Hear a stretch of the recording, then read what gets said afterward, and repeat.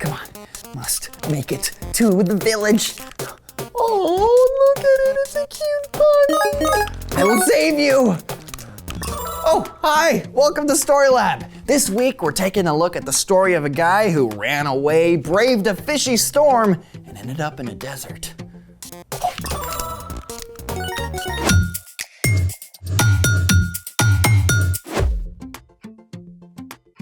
Hey, I'm Carter. And I'm Zeke. We're talking about how trusting and remembering that God is with you can help you handle whatever comes your way. And you look like you're ready to handle a snowstorm?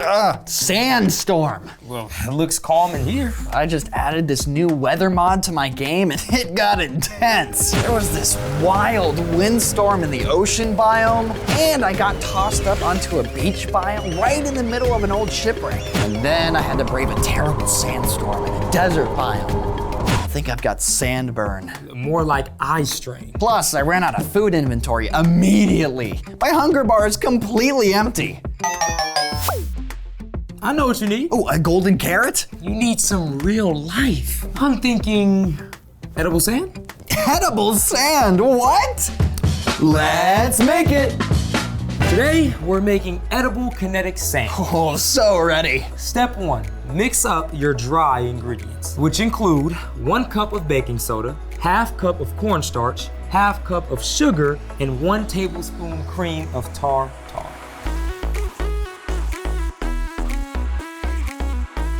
Okay, when do we add color?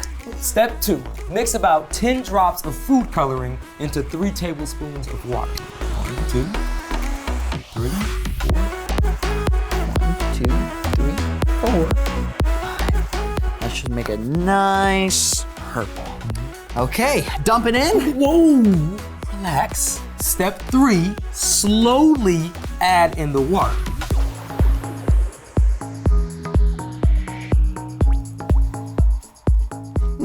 Still kind of crumbly. Well, a little water goes a long way. So at this point, we just add a tiny bit at a time until it's perfect. All right.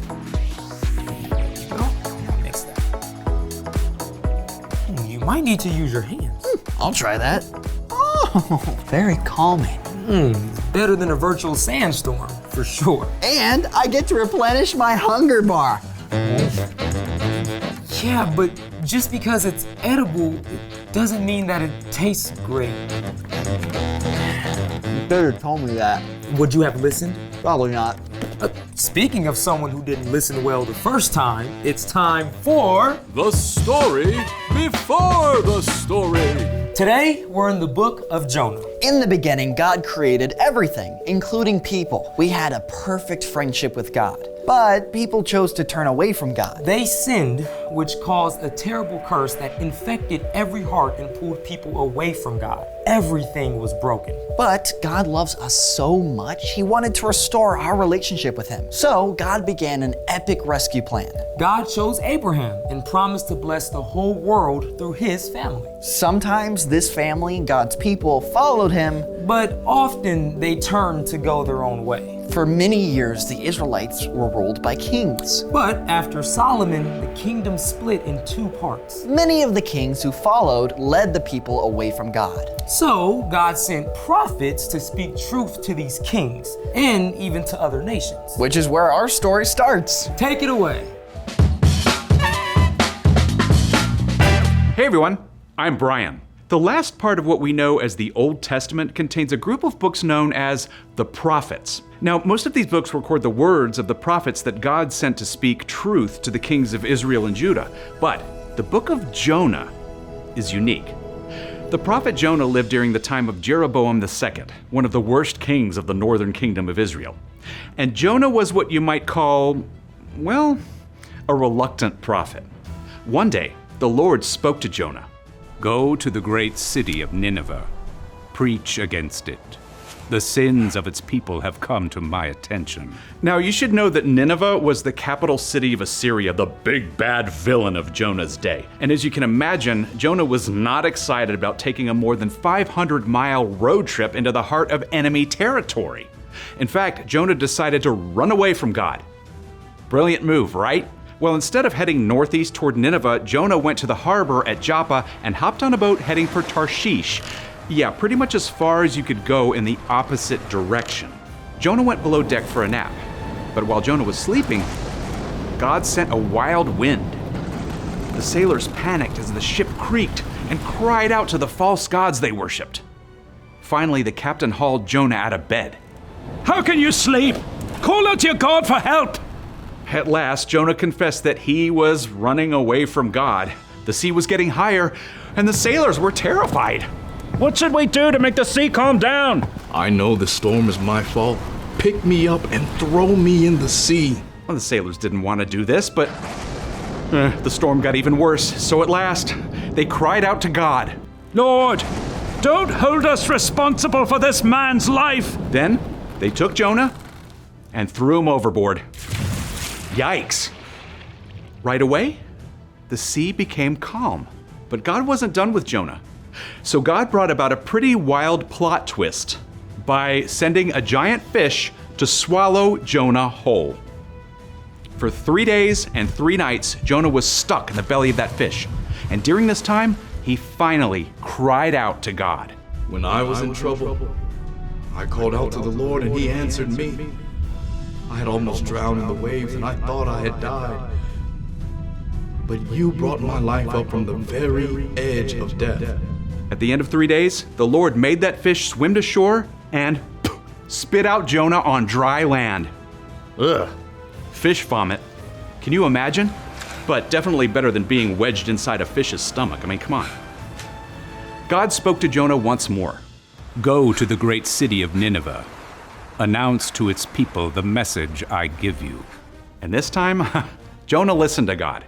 He made the epic road trip to Nineveh. And when he got there, well, the city was so large it would take 3 whole days to cross. Jonah started off walking along those bustling streets, calling out, In 40 days, Nineveh will be destroyed.